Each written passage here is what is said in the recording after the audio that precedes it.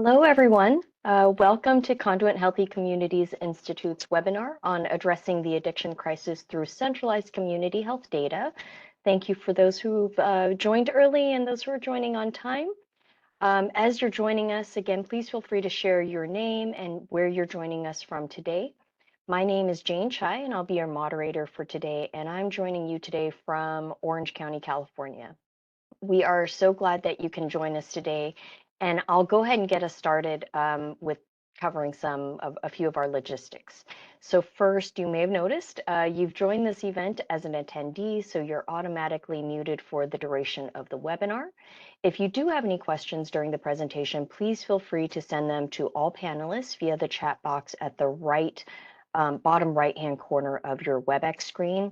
We will be reviewing your questions as they come in, and we'll try to answer as many questions as we can throughout the presentation, or try to bring them up during the Q&A time at the end of the presentation. And lastly, a recording of today's presentation will be made available to you after the webinar. So for those of you who aren't familiar with who we are, Conduent Healthy Communities Institute, or HCI, as we like to call ourselves, we've been a leader in the community health field for over 15 years. We've conducted hundreds of community health assessments and implementation strategies with partners across the country. We're also known for our nationally recognized platforms that provide continuously updated health and social determinants of health data and acts as a hub for community health activities. The HCI team brings both a combination of advanced public health degrees and real-life experiences in community health improvement.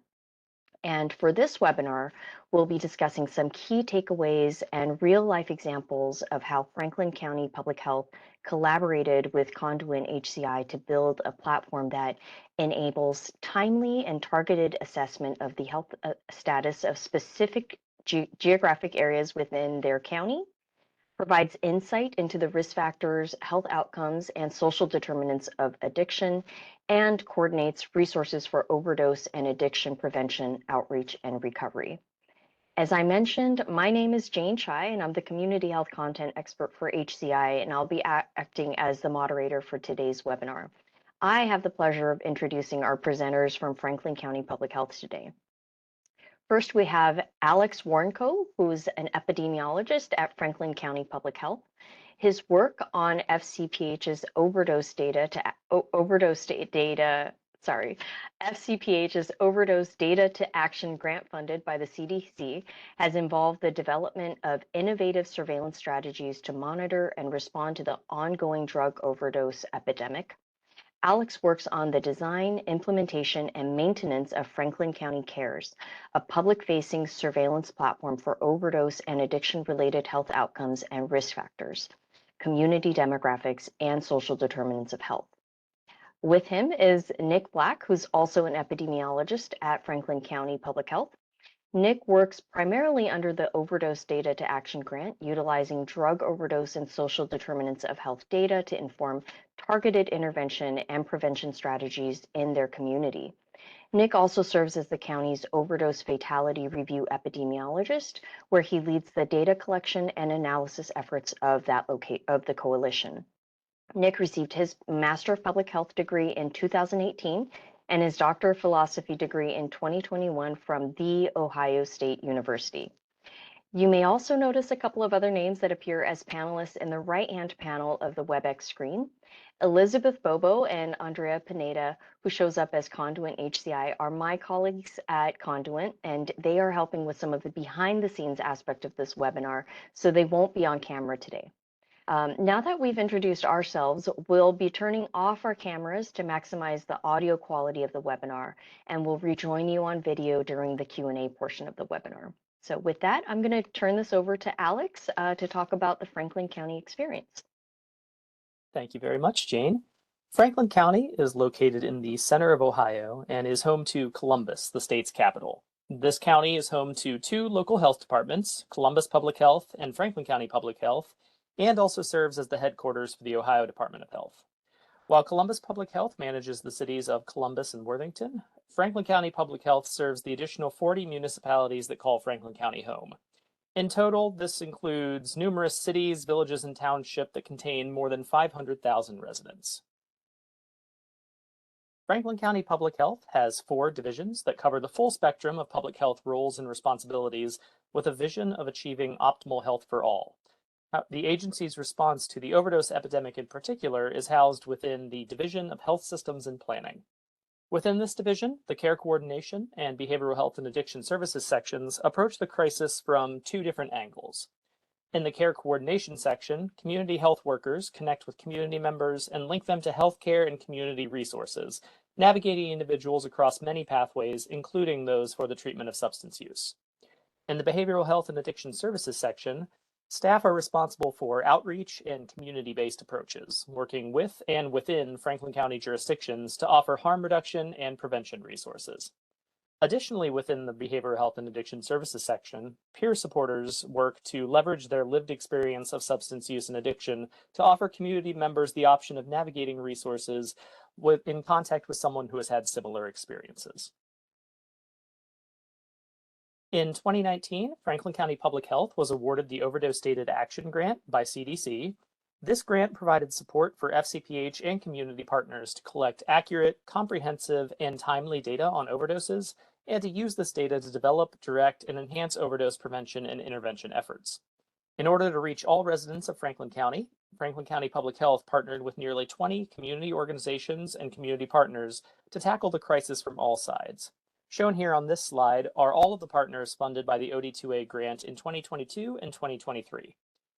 These partners approached overdose prevention across a multitude of strategies, but one strategy in particular, and the one that I have worked under and that Franklin County Cares is housed under, is innovative surveillance. This strategy tasked FCPH, Columbus Public Health, and other partners with identifying and developing innovative ways to gather and communicate overdose surveillance data to Franklin County in a public-facing platform. Through a series of initial surveys and conversations with grant and community partners, these partners communicated that in addition to a base foundation of data on overdoses, they also wanted a way to know the whole picture of the people we are serving and to capture the complex context of the communities in which overdoses occur.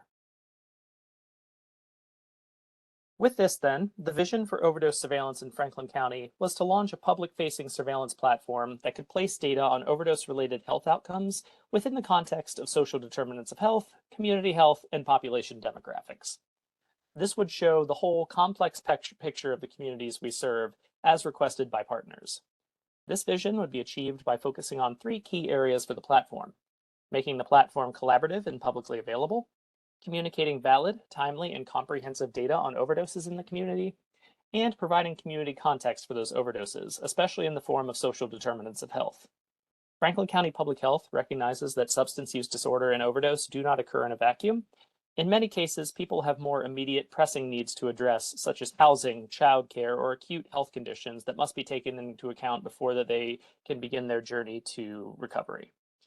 With all these considerations in mind, we selected Conduent to be the vendor for an overdose-focused surveillance platform, which we would name Franklin County Cares. The Franklin County Comprehensive Addiction and Recovery Evaluation System, or CARES for very short, is a public-facing surveillance platform that communicates data on the overdose crisis and its associated factors to Franklin County.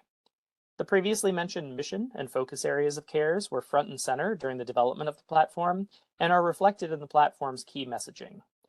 In the navigation header at the top of the page from left to right, and from top to bottom on the home page, data is first and foremost, and it's the first thing that visitors see. However, it is also in an accessible format. Whether visitors are looking at dashboards of local data, or whether they choose to explore indicators, demographics, and geographies, they are given immediate access to comprehensive data on Franklin County. Despite this focus on data, care was taken to ensure that Franklin County Cares was not intimidating or confusing. Data is presented in an accessible, understandable format. Additionally, CARES places emphasis on the connections between people and the places where they live. This last point is why the logo was designed as it is. You can see it in the top left corner of the screen on the slide, and this emphasizes that all Franklin County residents are walking the same path together. The following slides will describe 3 key features of CARES, beginning with community profiles. CARES gives users the ability to view a series of dashboards displaying data specific to their community. This community profiles feature details the 31 census places in Franklin County, making all of the indicators with census place level data pertaining to community health, the environment, and socioeconomic factors available in a single area. Community profiles can be accessed from the navigation header at the top of the page and via a drop-down menu on the front page, keeping in line with the idea of keeping data front and center. To continue to emphasize the accessibility of data on the site, these indicators are only available one at a time in a searchable list format. This way, people are not overwhelmed by getting immediate access to the 100+ indicators for any given area. As an example of how someone might use the community profiles in CARES, let's think about a person who wants to find information about poverty in Whitehall as a social determinant that might be impacting overdose prevention programs in the area.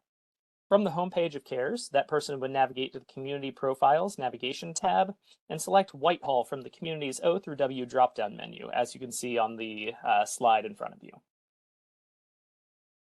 Once on the community profile page, that person will have several options to find the data that they're interested in. First, they could take the long route and scroll through the entire list of indicators and pick out any individual indicators pertaining to poverty. Alternatively, as shown on your screen, they can also take the easier option and input the search term poverty into the indicator drop-down menu, and this will bring up a list of all indicators related to that word. From here, an individual could select any of these indicators that come up, but for our purposes, let's assume that they want to look specifically at the children living below poverty level indicator. After selecting this indicator, they can see the most recent value for this, and then see how the community of Whitehall compares to other census places in the United States and Ohio, as well as how the metric has trended over time with the four icons in the indicator details bar. Finally, if the person is interested in getting even more information about the indicator and how it's changed over time or how it compares to other census places, they can access the indicator details page by clicking on the name of the indicator. Here, they can take a look at a map and see that while Whitehall ranks among the higher poverty levels in Franklin County, it is very similar to its adjacent census places, and there are a few areas with even higher poverty levels. This is just one example of one census place and one indicator. With 31 census places in Franklin County and 122 indicators with data at the census place level, visitors have more than 3,700 opportunities to explore detailed information about their communities in a variety of settings. The second key feature of CARES is its embedded Tableau dashboards. CARES currently hosts 4 dashboards that feature various data related to drug overdose and associated risk factors in the community. These dashboards are sourced from locally collected data and include a dashboard on emergency department admissions for suspected overdose among Franklin County residents using data extracted from Ohio's Epicenter Health Monitoring Systems surveillance platform. There's a dashboard on accidental overdose deaths among Franklin County residents, making use of detailed data extracted from Ohio Department of Health's Vital Statistics Warehouse and more recent data shared by the Franklin County Coroner's Office through the Overdose Data to Action grant. There is a dashboard on 911 calls for suspected overdose, which has been developed through data sharing agreements with the Franklin County Sheriff's Office and the Columbus Division of Fire. Through these data sharing agreements, Franklin County Public Health has collected records on nearly all 911 dispatches for suspected overdose in Franklin County. And finally, there is also a dashboard on court-supervised diversion programs in Franklin County, which collects data from 8 specialized dockets in the county covering veterans, mental health, human trafficking, family dependency, and several different types of adult and juvenile drug courts, with data shared through the Supreme Court of Ohio. These local data sources have been embedded into Franklin County CARES and form the basis of awareness for the overdose crisis in Franklin County, as requested by partners in the survey I mentioned earlier. These dashboards can be interactively viewed and then assessed alongside all the other contextual information available through the platform. The third key feature of CARES is the Franklin County Public Health Service Area Regional Rollup. As I described previously, there are 2 health departments that serve the residents of Franklin County: Columbus Public Health and Franklin County Public Health. While the distinction between Columbus and its surrounding areas is not a barrier to cooperatively addressing the overdose crisis, there are certain occasions where Franklin County Public Health may need information specific to its service area alone, such as for grant applications or for reporting out information to constituents. To facilitate these instances, Franklin County Cares features a regional roll-up made up of all the census tracts in Franklin County Public Health Service area. This unique resource allows Franklin County residents to easily access and view data that is specific to the entire public health district, using a similar process to what was described earlier for somebody who might be looking up data on poverty in Whitehall.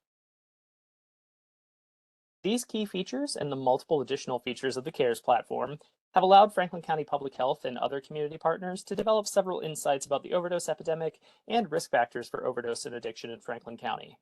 Next, Nick will discuss some examples that show some of the ways in which CARES data and features have been used by Franklin County Public Health and its partners. Thank you, Alex. As Alex said, I will now discuss some of the key insights that we have gained since first launching CARES in our platform. The first insight is going to be related to our overdose fatality review process.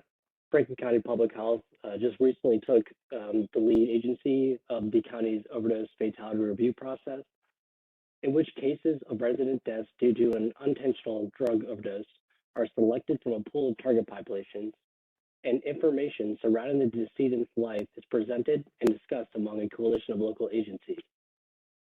This includes public safety, law enforcement agencies, agencies along the justice system continuum, as well as healthcare and treatment organizations. Each agency in the coalition that has identified a record pertaining to that case brings data from their own systems on each individual selected to the meeting. And these cases are reviewed and discussed with the ultimate goal of developing recommendations for preventing similar instances of drug overdose in the future in our community.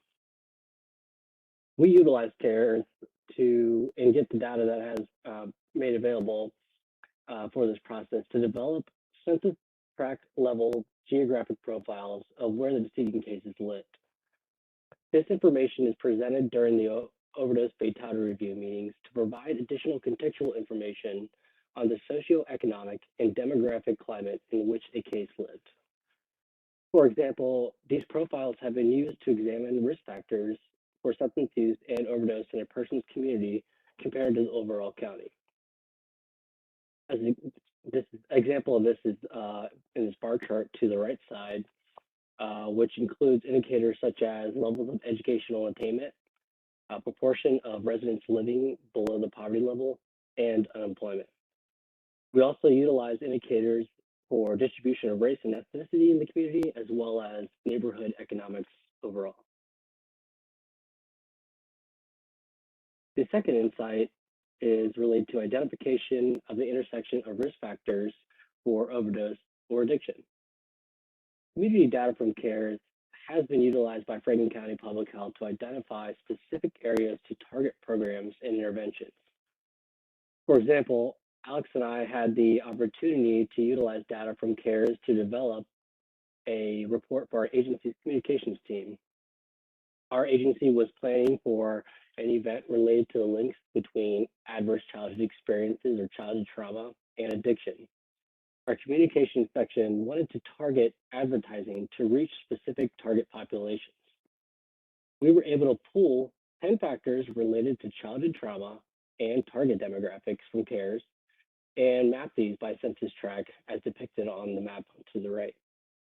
We then assessed the convergence of multiple factors within specific census tracts, be able to identify and ultimately propose 4 priority census tracts for targeted advertising for this event.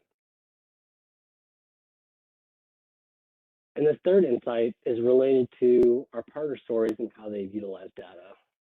And CARES was developed through this concept of democratizing data. Data democratization is based on the idea that data should be made accessible and presented in an intuitive way that facilitates the utilization of this data among non-technical users. CARES was developed with this in mind, so our community partners and even the general public can have a way to access and see various local data of their neighborhood themselves. Many of Franklin County Public Health's community partners have expressed how much they appreciate having a platform like CARES available to them. With this resource, they can access a diverse array of community-based health indicators and demographic data, allowing them to target and tailor their own individual efforts to specific areas and subsets of the populations they serve. One example of this is the Columbus Fire Department, which is depicted in this picture here, and their non-fatal overdose quick response team, otherwise known as the Rapid Response Emergency and Addiction Crisis Team. This team will respond to non-fatal overdoses to engage and interact with those individuals.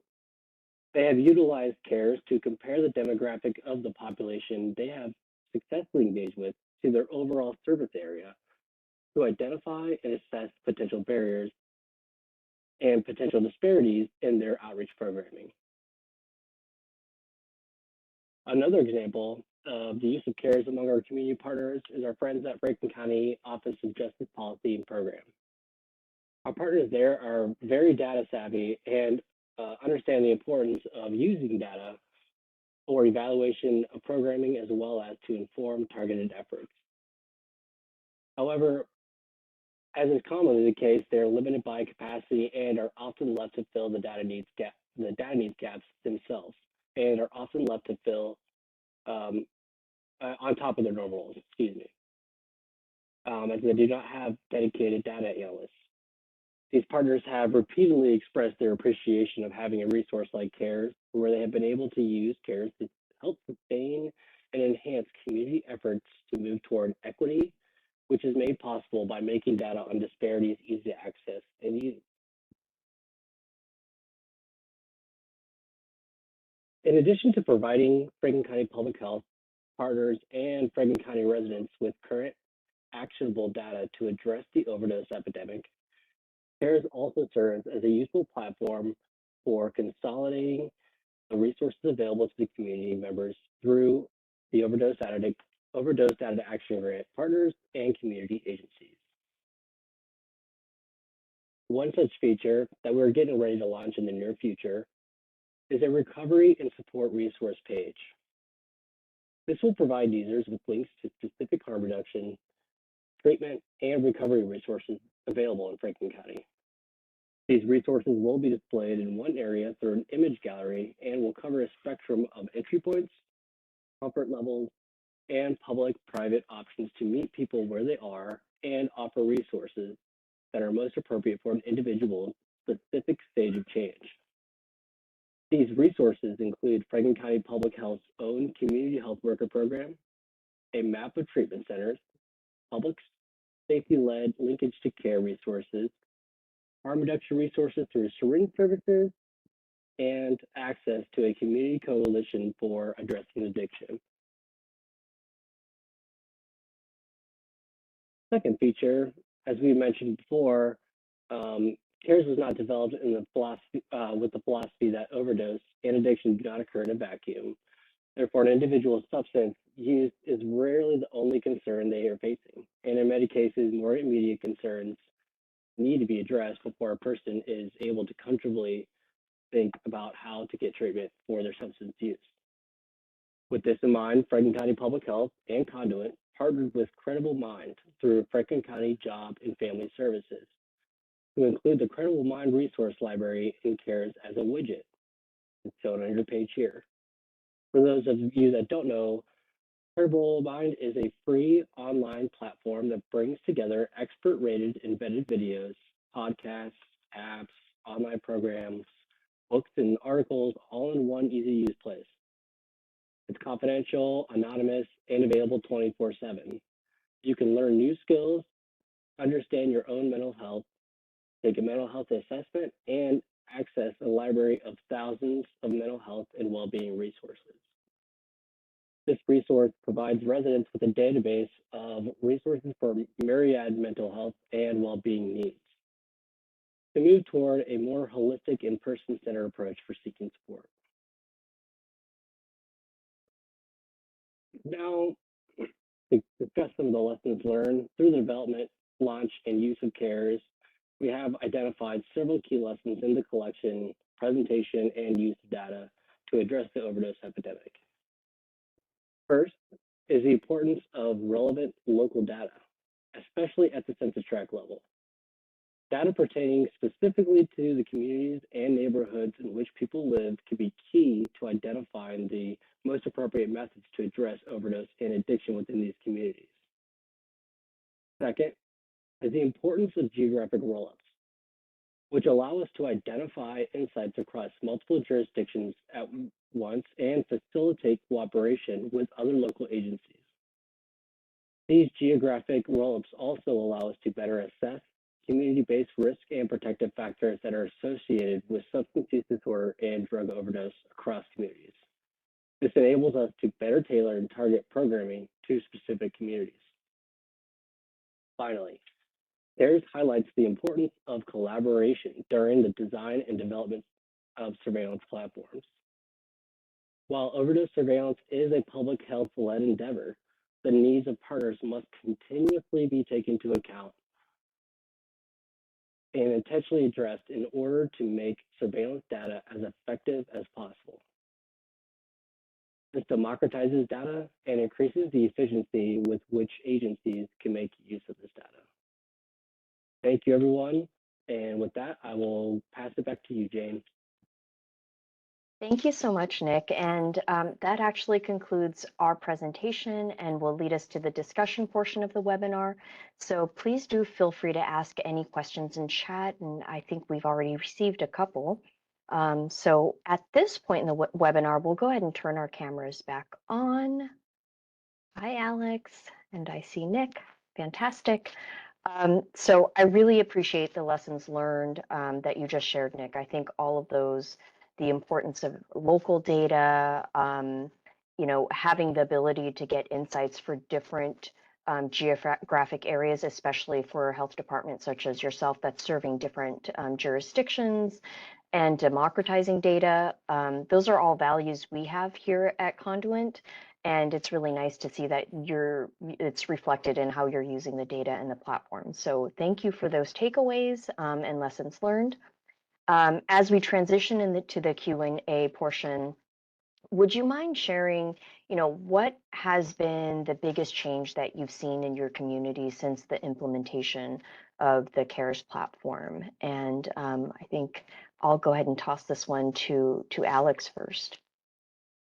Thank you. So yes, the biggest change that we've seen in our community is really in increased openness surrounding data. That's both in the sharing of data itself and in the conversations surrounding data and its use. As we've worked through the Overdose Data Action Grant and through the development of Franklin County CARES, these conversations have made partners much more willing to talk about data and especially willing to collaborate, where we're talking about what data partners have available, how it might be put to use to address overdose or identify risk factors for overdose addiction within the community, and how we might be able to leverage data to help program staff work together across sectors to address problems. So in this broad context, the development of the site has opened up lines of conversation that were previously a little closed. And in the past couple of years, COVID has also certainly helped with helping people to recognize the need for sharing of data across sectors in that regard. So in this time, it's been a great opportunity to see people starting to collaborate a little bit more. Yeah, thanks so much, Alex. What about you, Nick? From your perspective, what are the biggest changes that you've seen since the implementation of the platform? I think, as Alex had, I echo Alex with the effect or the aspect of collaboration, especially among local agencies in our community, has been, I think, a big enhancement with the kind of development as well as implementation of CARES. We were really deliberate, as we talked about in our message, to really kind of include the different aspects along substance use disorder continuum, as well as local, health agencies, and I think that, kind of opening up the conversation of, sharing data, what was the use of data, the purpose of data, and really putting context to the data we're sharing and purpose, I think has really been a big improvement in our community. And just having, I think, the resource available where people can go and access, such localized data has been a really big aspect, and I think is really big, been beneficial to our local partners. Yeah, thanks so much. Kind of going back to the democratizing data, and I think Alex, you touched on kind of like the collaborative nature of the work. Oftentimes when we think of data, it feels impersonal, but really it is about looking at the data together and taking action together. So it's neat to hear you highlight that and that the platform's been able to facilitate that. Another question that's come in, and I think, Alex, I'll direct this one to you as well. I kind of love this question. So, how have you navigated the intersection between public health and behavioral health in your work? And I think the part of this question is I know you're Franklin County Public Health, and Alex, you had described a little bit about the organizational structure. But I know from a public health perspective, we often address the issues that we're working on through more of a population health lens, whereas behavioral health tends to be more from an individual lens. And you all have kind of done this, kind of put these two worlds together. And I'm thinking that might be at part of this question is that these two worlds sometimes don't always come together, but you've managed to do that. So how have you navigated that intersection between public health and behavioral health in this work?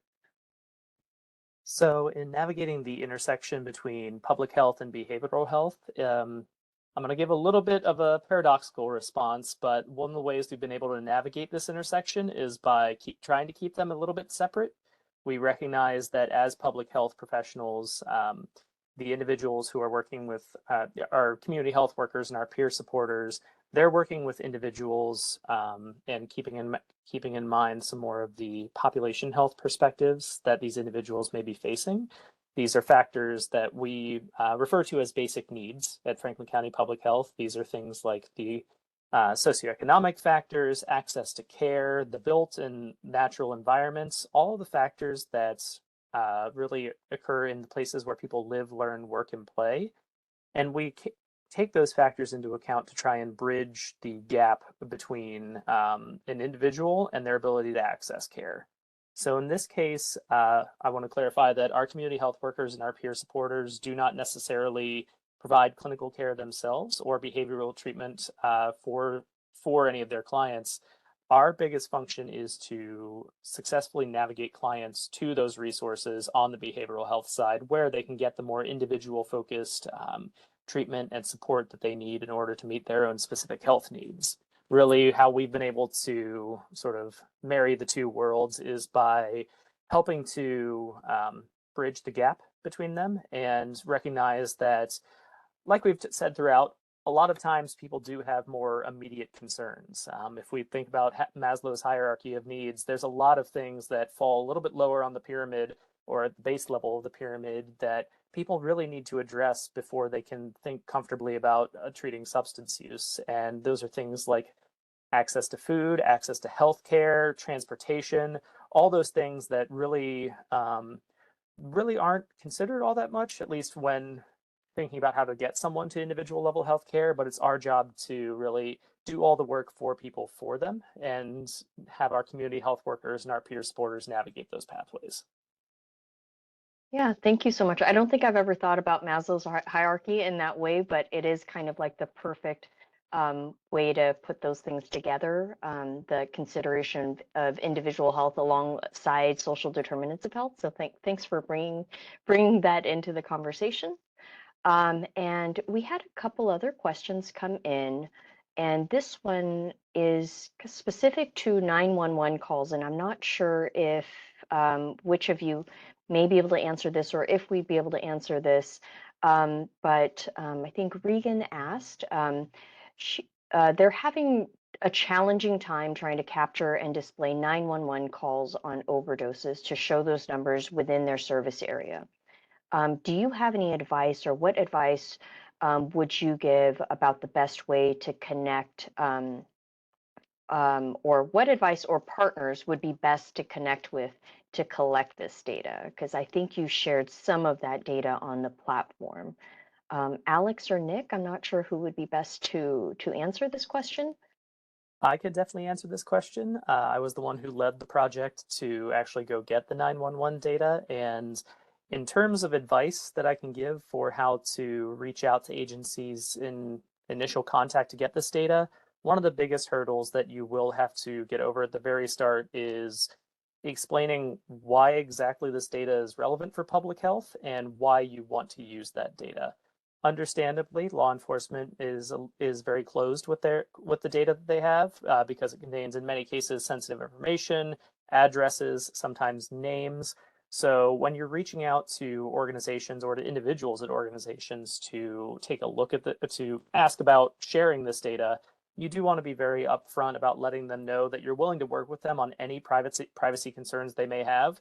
If that means only getting data at the zip code level, you have to make that concession. If that means that they don't want to share the call notes with you, just whatever indicator that they may have that says this was a suspected overdose call, you also make that concession, really working with them to make them as comfortable as possible, because what you don't want someone to be reluctant about sharing data with you. But once, in terms of actually finding that data, it is the FCC actually manages a list, what they call a master registry of public safety access points, or PSAPs. This is a publicly available document that lists all of the, essentially all of the 911 dispatch centers within any given geography. We looked at the ones in Franklin County for the purposes of building Franklin County Cares, but it does contain information on all of those access points throughout the United States. So if you are uncertain of which agencies in your jurisdiction really cover 911 calls, because sometimes it is a little bit uncertain whether or not it's fire or police in some cases, you can take a look at that just to see what geographies they cover and some contact information for them. Thank you so much. That was a really thorough response. I love that you started also with explaining why, like what the purpose of the data is. I think that is often how we, or one of the things we have to address, right, is I think there's concern about oversharing of data, both our personal data, but also the data that we're responsible for. So right on point about like, what is this for? And maybe what is the minimum level of data that we need to share that will be helpful for that purpose. So thank you so much. And I see a thank you from Regan. So hopefully that was helpful. We had another question come in. This is about demographic details.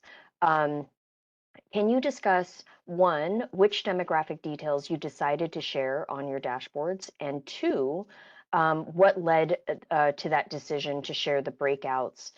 For instance, how did you balance like sharing the information versus potentially stigmatizing smaller subsets of the community?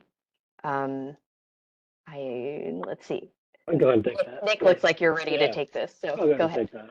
I'll give it a shot. No, I think when it comes to demographics that are displayed on the dashboards, really kind of is determined or dictated by the data source that we are collecting that data from, or being shared, the completeness of that data. And so typically we're going to look at race, ethnicity breakdowns, age if available. If the data is not complete and there's a high proportion of missing, we're going to kind of give some disclaimers as well there. As well as, zip code is kind of the geographic level we typically kind of narrow it down to keep it somewhat broad. But when it comes to a lot of our dashboards, it's going to be at the zip code level.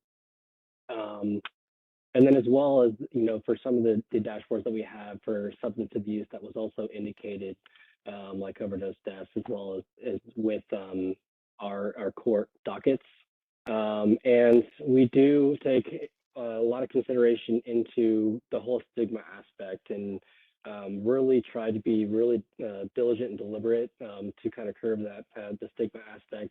We do, from a technical side, we do follow our Ohio Department of Health data sharing rules, where basically if there is if you take the numerator or minus the denominator and it's anywhere between 10, and so there's a high proportion of that outcome within that subgroup, we are going to suppress it.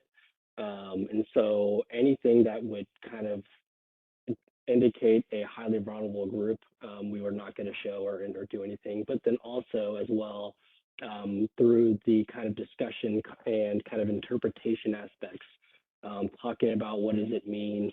But we also think it's very important to kind of display these demographics so people kind of know who are these populations that we need to serve, but also providing a context to kind of circumvent some of the stigma that can go along with that.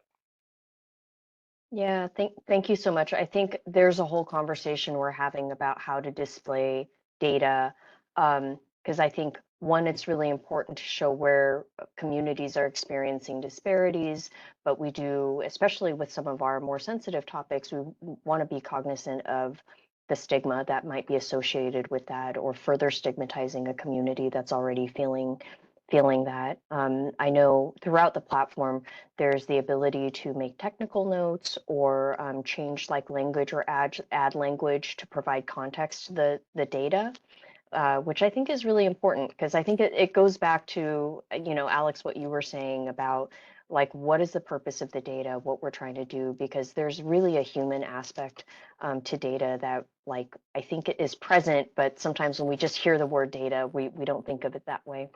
So thank you so much. I'm trying to see if I'm missing any questions. Thank you, Alex, for sharing some of the links.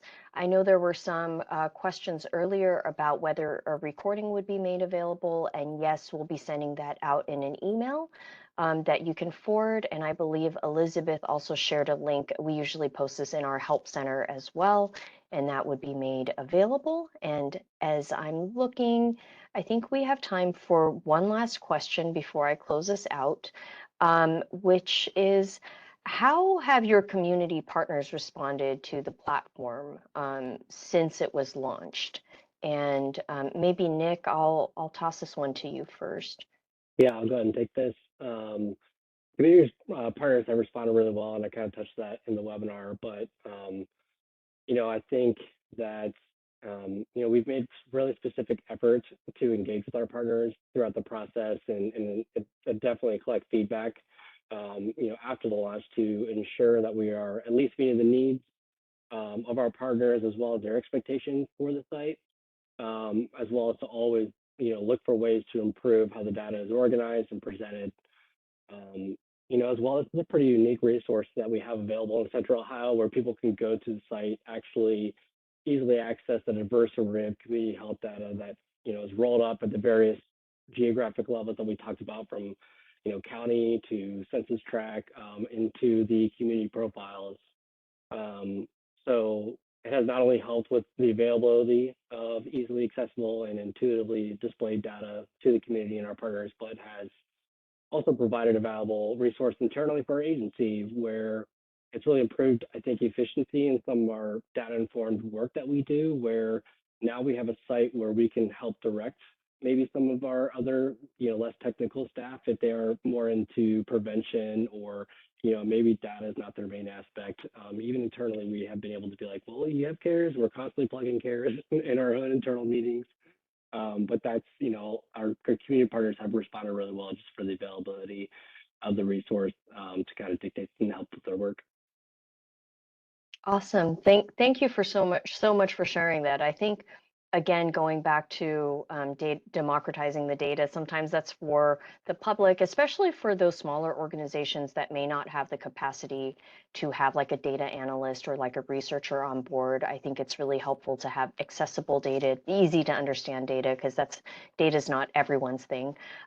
So yeah, and directing internal staff to it. Because it is a public-facing dashboard, it's nice that like everyone can have access. And again, going back to this was our intent with the platform, so it's so wonderful to hear that that's how it's being used in your local community and implementation. So I'm looking at the clock, and it does look like we're just about at the end of our time. And at this time, we would just really like to thank Alex and Nick and Franklin County Public Health again for your time. And of course, thank you, those of you who were able to hang in there till the end of this webinar, and those who have asked some really great questions. If your question didn't get answered, we will try to follow up with you directly. We've put our main contact email on the slide here if you have any questions or let us know how we may be able to support you and your organization. If you are a current client, please feel free to contact your account manager or your project manager with any questions that you have. And thank you again, everyone, for joining us today. And that will conclude today's presentation. Have a great rest of your day.